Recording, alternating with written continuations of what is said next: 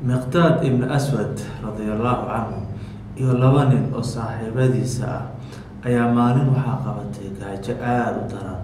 Waxayna raadiyeen meel ay wax ka cunaan. Waxay u tageen guryaha qaar saxaabada suubanaha ka mid ah sallallahu alayhi wasallam. Nasiib daro waxba way ka soo waayeen. Sida caadada ahaydba saxaabada marka ay guryaha kale wax ka soo waayaan ugu dambeystii waxay u soo laaban jireen guriga suubanaha sallallahu alayhi wasallam.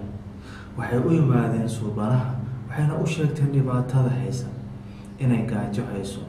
Suubanaha wuxuu ku yiri waxaa inoo jooga 3 ri ah. 3daas ri ayaan wada maalanaynaa, waxaana cabaynaa caanahooda. Hadda waxaa lagu heshiiyey in Miqdaad iyo labadii nin ee saaxiibadiisa ah iyo suubanaha ay wada cabaan caanaha 3daas ri. Wuxuu yiri Miqdaad habeen habeenada ka mid ah, aniga iyo labadii nin ee saaxiibadeeda ahaa waxaan cabnay caanihii. Sida caadada ahaydna waxaa u dhigi jirnay suubanaha caanaha. Marka ayna anaga cabno kadib ayaanu xoogaa caanaha meel u dhigi jirnay, kadib markuu yimaado ayuu cabi jiray.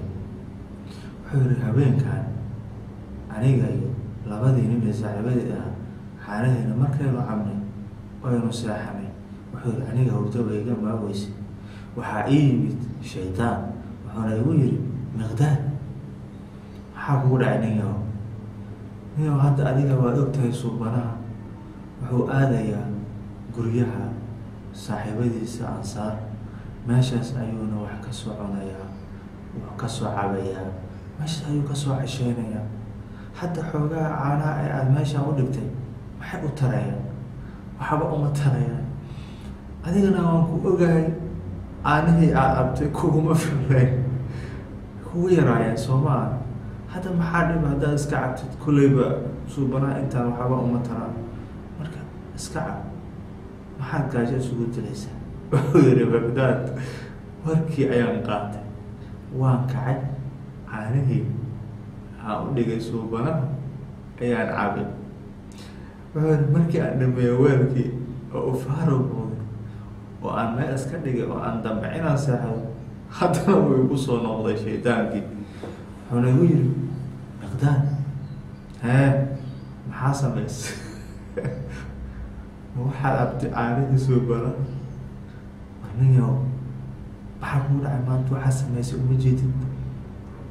Hadduu imaanayaa suubanaha, wuxuu fiirinayaa caanihi, wuxuu arkayaa inaa caano ku jirin, kadibna wuu ku habaari doonaa. Adigana waxaa kugu dhici doona khasaaro adduun iyo aakhiraba ah. War ninyahow waxaad gashay arrin aan marna lagu dhiiran karin. Miqdaad wuxuu yiri hurdo way iga maaweysay. Habeenkii oo dhan inta u godoon dhinaca kale u godoon hurdo ma laha.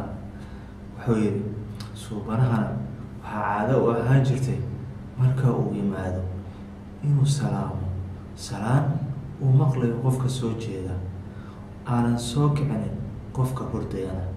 Yacni si hoosna ayuu wuxuu u dhihi jiray asalaamu calaykum oo uu maqlayo qofkii soo jeeda, laakiin aan marna maqlaynin qofka hurdaya. Wuxuu yiri saa u rogmanaya walba dhinac isku rogaya. Suubane ayaa yimid. Markuu soo galay wuxuu yiri asalaamu calaykum oo uu maqlayo qofka soo jeeda, qofka hurdayana aan soo kicinin. Wuxuu yiri markuu soo galay oo uu salaamay wuxuu aaday meeshii weelkii uu yiri. Weelkii awalba caanaha loogu dhigi jiray tooskii ayuu aaday. Wuxuu cabaaray weelkii. Suubanaha marka weelkii saan daboolka uu qaadayba wuxuu arkay inaan weelka wax caanaha ku jirin. Wuxuu yiri Miqdaad qalbigaan gacanta saartay, waxaa is iri hadday kuu dhamaatay. Suubanaha gacmaha ayuu kor u qaaday. Wuxuu yiri Miqdaad bas waay, hadduu ku habaarayaa way kuu dhamaatay. Wuxuu kugu habaari doonaa inaad adduun iyo aakhiraba aadan wax guula ku gaarin.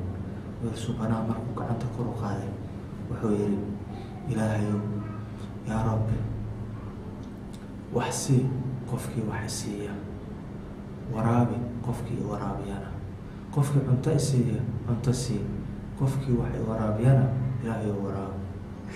wuxuu yiri Miqdaad markii aan maqlay ducada subanaha waan iseen kari waayay waxaana markiiba go'aan ku gaaray inaan ducadan ka faa'iideysto fursadda inaan ka faa'iideysto kadib waxaa yiri dhaxdaan xirtay waan booday waxaan aaday saddexdii ri meesha ku xirnaayeen wuxuu yiri waxa la yaab leh ayaan arkayba markii aan meesha tagay waxaan arkay saddexdii ri oo candhadooda ay caano buuxaan wuxuuna yiri waa markii igu horeysay oo aan arko saddexdan ri oo sidaan caano u buuxaan weligay ma arkin wuxuu yiri waxaan raadiyay weelka ugu weyn ee guriga yaal waxaan soo qaatay weelkii ugu weynaa waxaan ka buuxiyay caano kadib waxaan u keenay subanaha waxaan ku yiri yaa rasuulallah cab yaa rasuulallah subanaha markuu saa u qabtay weelkii su-aasha ugu horeysay oo uu weydiiyey waxay ahayd oo aaway saaxiibadadana ma cabteen idinka caano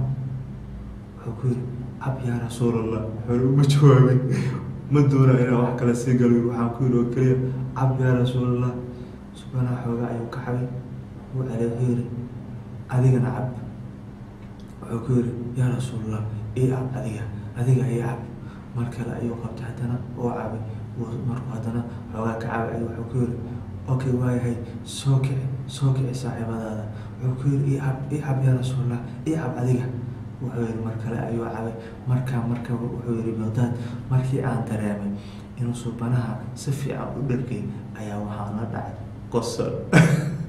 qosol intaan la dhacay ayuu wuxuu yiri dhabarkayga ku dhacay subanaha markii uu arkay Miqdaad oo sidaa u qoslaya wuu fahmay waxaana ku yiri yaa Miqdaad waxaa samaysay Soomaali yani waxbaa jiro aad samaysay wuxuu yiri markaas ayaa waxaa u sheegay arrintii dhacday markaas ayuu wuxuu yiri yaa Miqdaad maxaa u soo kicin weysay saaxiibadaada si ay noola cabaan barakadan ilaahayna siiyey si ay nimcadan caanahan aadka u badan ee ilaahayna siiyey si ay noola cabaan maxaa u soo kicin weysay yaa Miqdaad wuxuu yiri yaa rasuulallah aniga waxba igama gelin qof kale keliya adiga ayaa ii darnaa adiga haddii aad ii dhalatay intaas ayaa igu filan way dhamaatay sheekada laakiin macnaheedu ma dhammaan runtii sheekadan mar walba marka aan akhriyo waxaan dareemayaa faa'iidooyin aad iyo aad u badan oo ka buuxa sheekadan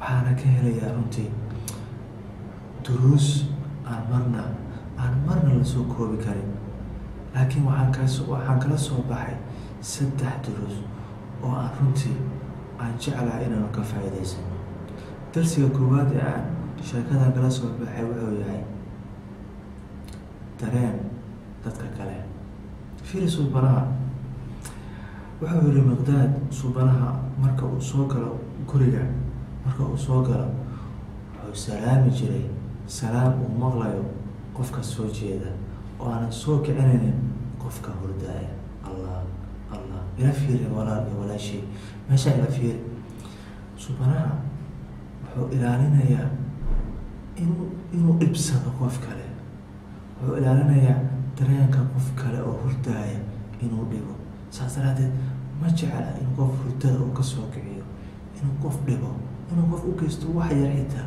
oo uu dhibsanayo saas daraadeed siduu ilaalinaya fiiri wuxuu yiri wuxuuna salaamayaa salaamu calaykum si hoos ah qofkii soo jeeda uu maqlaya laakiin qof hurdaya waxba kama maqlo ujeedaan runtii meeshaan waxay ii noqotay arrin cajiiba waayo waxaan arkaa in badan oo anaga naga mida waxaa arkaysaa maalan qof kula degan yahay wuxuu kuu soo gelayaa adigoo hurdaya waxa ugu horeeya oo kugu bilaabo waxay tahay nalka kugu shido nalka marka kugu shido kadib wuxuu iska qabsanayaa hawshiisa raadiyo kugu daaraa meelaa iska aada wax qofku marbu kala tuura waxaad u malaysaa inaa adiga meesha jiifin qofka meesha jiifaba adiga ma aha ma kala jecela intaasna waxay ku tusinaysaa yani sida qiimaha weyn ee uu subanaha ula dhaqmi jiray dadka waa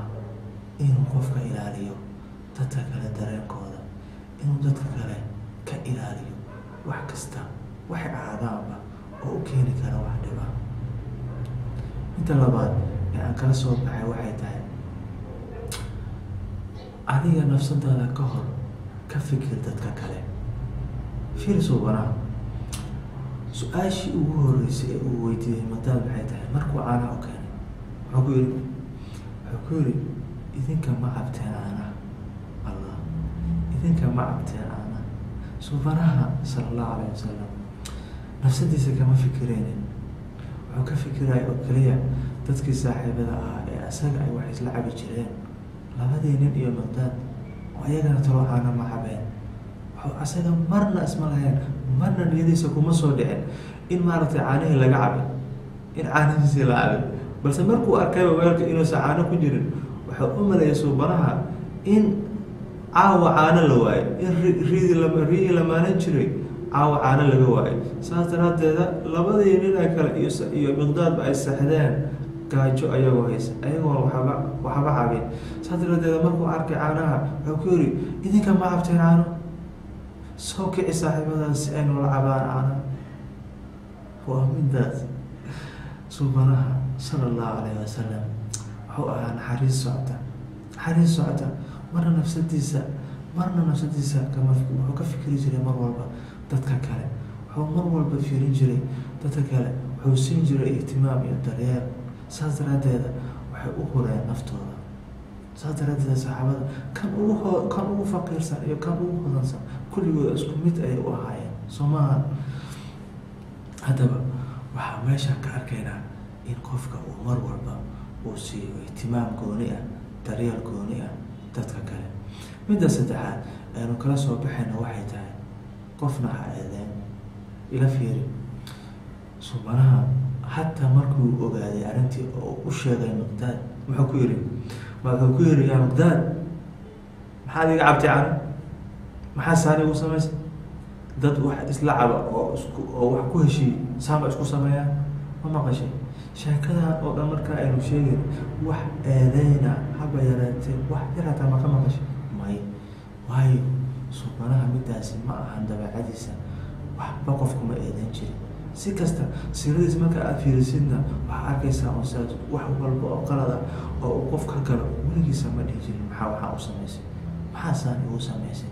weligiisa qof ma eedeyn, qof waxba kuma eedeyn jirin. wixii dhacay way dhamaatay. midda kale suubanaha ma ahanba qof wax weyn ku haya caano la cabay iyo wax maaragtay wax yar caanahaas waxaas wax qiimo agtiisa kama lahan. si waxaa u daran oo keliya saxaabada dadkan asaga waxay isla cabaan ina iyaguna wax cabeen. wuxuu ku yiri markuu u sheegay oo Miqdaad uu u sheegay arrintii dhacday wuxuu ku yiri maxaa u soo kicin weysay saaxiibada si ay noola cabaan nimcadan ilaahayna siiyay caawa, si ay noola cabaan caanaha maxaa u soo kicin weysay. ma dhihin maxaa caanahayga cabtay, maxaasaan igu samaysay, si xun baa ii gashay wallahi caawa. saas daraadeed annagana waxaa aada iyo aad ugu baahannahay runtii inaanu ku dayano suubanaheena sallallahu alayhi wasallam. isaga ayaa ah ku dayashadeena, isaga ayaa ah qofka naga mudan inaynu ku dayano. wax walba inaynu uga dayano ma ahan oo keliya inaynu qeybo un ka soo qaadano qeybana ka tagno, balse sirada iyada oo dhan waa iftiinka nolosha. sirada suubanaha waa iftiinka nolosha. qofkii doonayana inay noloshiisa iftiin ay noqoto waxaa laazim u ah inuu raaco wadada suubanaha sallallahu alayhi wasallam. haddaba waa aada iyo aad ay muhiim u tahay inaynu saddexdan darsi aynu kala soo baxno sheekadan inaanu ku dabaqno nolosheena, inaynan dadka marnaba eedeynin. qof allaala qofku ahaadaba haddii wax laga hadlay iskaga gudub waxaas. waayo suubanaha fiiri arrintu wuxuu u wareejiyay meel kale. markuu u sheegay intuu uu qabsan lahaa wuxuu ku yiriba maxaa usoo kiciyaysaa? waaba yani wax weynba kama aha waxaas agtiisa, caano lacbay iyo waxaas iyo eedeyntaas adaa sheegaya. waxaas oo dhan maskaxdiisa kuma jirto inuu dadku eedeeyo waxyaabahaas, maba ahama dabeecadiisa inuu dad eedeeyo. saas daraadeed alle wuxuu ku yiri wa innaka la calaa khuluqin cadiim, waxaa kuu sugnaatay dabeecad aada weyn. saas daraadeed anaga isaga ayaa noo ah wadada aynu ku soconayno, isaga ayaa noo ah iftiinkii nolosha. siirada waxay naga mudan tahay inaynu dul istaagno oo aynu nolosheena ku dabaqno. ma ahan oo keliya inaynu u akhrino siirada sheeko ma ahan, balse waa hab dhaqan nololeed, hab dhaqan nololeed. Haddii aad doonaysid inaad hab dhaqankaaga nolosha inaad wanaajisid, waxaad akhrisaa oo keliya siirada suubanaha sallallahu alayhi wasallam. halkaas waxaad ka helaysaa wax aan caadi ahayn, waxaad ka helaysaa dhaqamo kusoo jiita, waxaad ka helaysaa iftiinkii noloshaadana waxay noqonaysaa mid aan caadi ahayn. dadkuna waxay ku jeclaanayaan si aan caadi ahayn haddii aad raacdid waddada suubanaha sallallahu alayhi wasallam. haddaba ugu dambeysta aynu siirada ku dabaqno nolosheena, aynu ka dhigno sheekada suubanaha mid hadda nala jooga, aynu hadda nolosheena waaqiceena hadda ah aynu ku dabaqno.